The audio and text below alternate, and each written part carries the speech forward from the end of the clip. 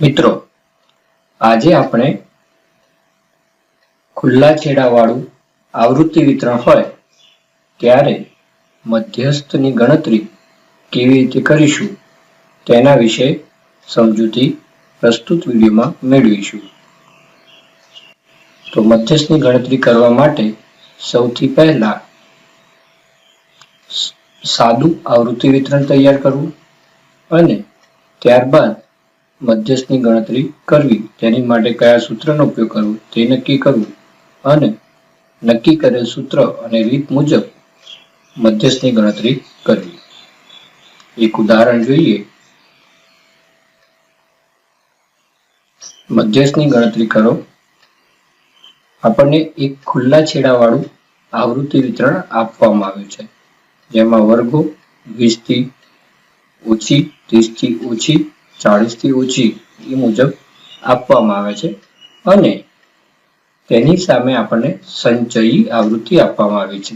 અત્યાર સુધી આપણે જેટલા મધ્યસ્થના ઉદાહરણ વિશે ચર્ચા કરી તેમાં વર્ગની સાથે આવૃત્તિ આપવામાં આવતી હતી, પરંતુ આ ઉદાહરણમાં આપણે વર્ગની સાથે સંચયી આવૃત્તિ આપવામાં આવી છે.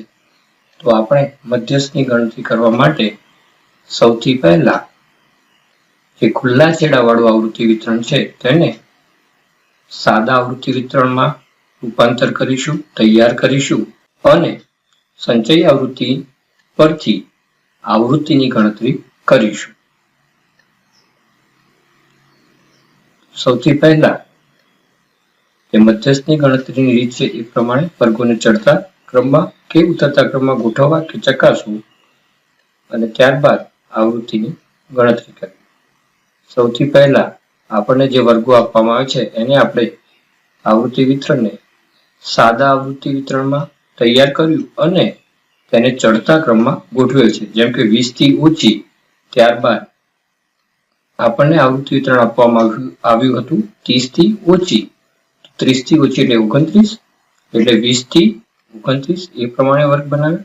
ત્યારબાદ હતું 40 થી ઓછી, તો તેનો વર્ગ 30 થી 39, ત્યારબાદ હતું 50 થી ઓછી, તો 40 થી 49. આ પ્રમાણે આપણે દરેક વર્ગને સાદા વર્ગમાં રૂપાંતર તૈયાર કર્યું.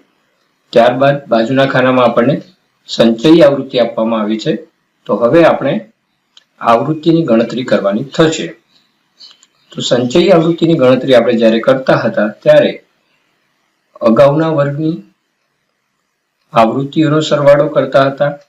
તો હવે આપણે આવૃત્તિ શોધવા માટે સંચયી આવૃત્તિમાંથી અગાઉના વર્ગની સંચયી આવૃત્તિ માઇનસ કરીશું, એટલે જે તે વર્ગની આવૃત્તિ આપણને મળશે.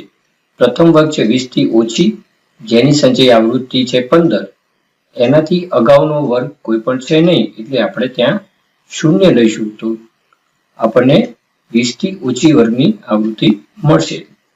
તો આવૃત્તિ શોધવા માટે આપણે પ્રથમ વર્ગમાં 15 માઇનસ 0 એટલે 15 એ 20 થી ઓછી વર્ગની આવૃત્તિ બનશે. હવે 20 થી 29 વર્ગની આવૃત્તિ શોધવા માટે જે તે વર્ગની સંચયી આવૃત્તિ એટલે 20 થી 29 વર્ગની સંચયી આવૃત્તિ છે 45 અને તેના અગાઉના વર્ગની આવૃત્તિ અથવા સંચયી આવૃત્તિ જે છે 15 માઇનસ કરીશું, એટલે આપણને મળશે 20 થી 29 વર્ગની આવૃત્તિ. તો 45 માઇનસ 15 જે બનશે 30, એ 20 થી 29 ના વર્ગની આવૃત્તિ બનશે. ત્યારબાદ 30 થી 39 ના વર્ગની આવૃત્તિ શોધવા માટે આપણે તે વર્ગની સંચયી આવૃત્તિ 84 માઇનસ અગાઉના વર્ગોની સંચયી આવૃત્તિ કરીશું તો આપણને મળશે આવૃત્તિ, એટલે 84 માઇનસ 45 એટલે બનશે 39.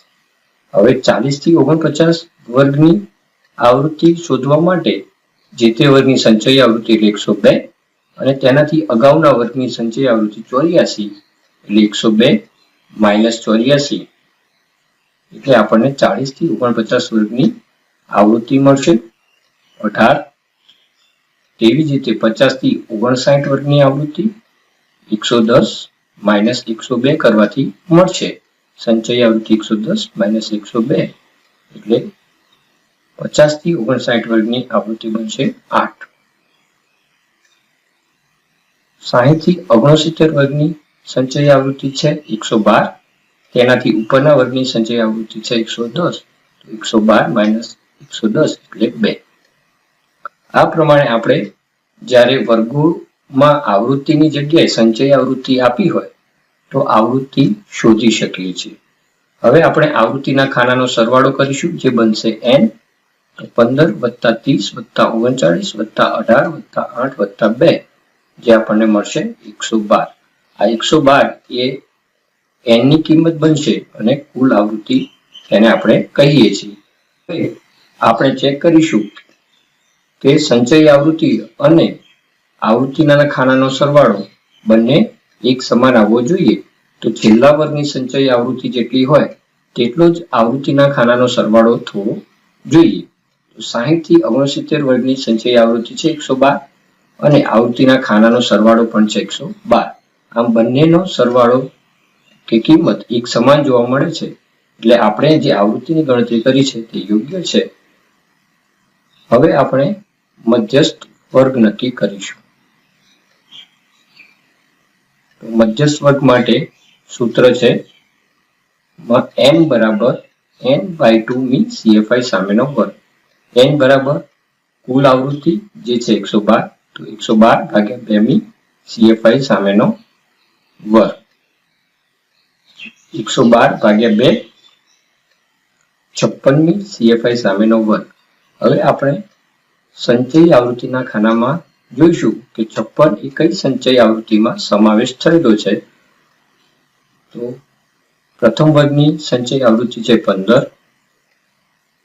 20 થી 29 વર્ગની સંચય આવૃત્તિ છે 45 અને 30 થી 39 વર્ગની સંચય આવૃત્તિ છે 84. તો 56 નો સમાવેશ એ ત્રીજા વર્ગમાં થઈ જાય છે, ત્રીજા વર્ગની સંચય આવૃત્તિમાં થઈ જાય છે.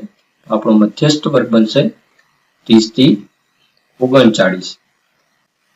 હવે આપણે મધ્યસ્થ વર્ગના અધઃ સીમા બિંદુ અને ઉર્ધ્વ સીમા બિંદુ નક્કી કરીશું, જે બનશે 29.5 અને 39.5.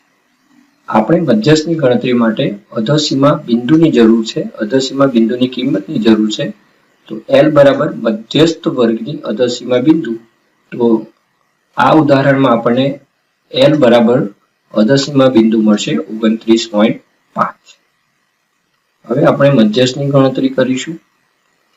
તો મધ્યસ્થનું સૂત્ર છે m બરાબર L plus n/2 minus CFI ભાગ્યા FI ગુણ્યા I. હવે આપણે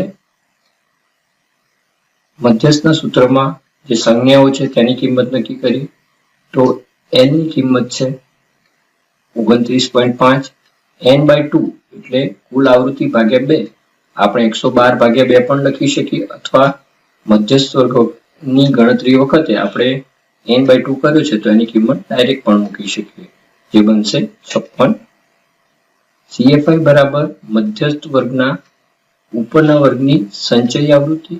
તો મધ્યસ્થ વર્ગ છે 30 થી 39, એની ઉપરનો વર્ગ છે 20 થી 29 અને તેની સંચય આવૃત્તિ છે 45. તો CFI ની કિંમત બનશે 45. FI બરાબર મધ્યસ્થ વર્ગની આવૃત્તિ. તો મધ્યસ્થ વર્ગ છે 30 થી 39 અને તેની આવૃત્તિ છે 39. તો FI ની કિંમત બનશે 39. I બરાબર મધ્યસ્થ વર્ગની વર્ગ લંબાઈ. 30 થી 39 જે વર્ગ છે એની વર્ગ લંબાઈ છે 10. આ મુજબ આપણે કિંમતો નક્કી કર્યા બાદ હવે આ કિંમતોને આપણે મધ્યસ્થના સૂત્રમાં મૂકીશું. તો તમામ કિંમતોને આપણે સૂત્રમાં મૂકી હવે ગાણિતિક પ્રક્રિયા કરીશું. તો સૌથી પહેલા 56 માઇનસ 45 કરીશું. તો 29.5 વત્તા 56 માઇનસ 45 11 ગુણ્યા વર્ગ લંબાઈ 10 ભાગ્યા 39. હવે આપણે 11 ગુણ્યા 10 કરીશું. તો 29.5 વત્તા 110 ભાગ્યા 39. હવે આપણે 110 ભાગ્યા 39 કરીશું. તો 29.5 વત્તા 2.82. હવે બંને કિંમતોનો આપણે સરવાળો કરીશું. 32.5 વત્તા 2.82 જે બનશે મધ્યસ્થની કિંમત.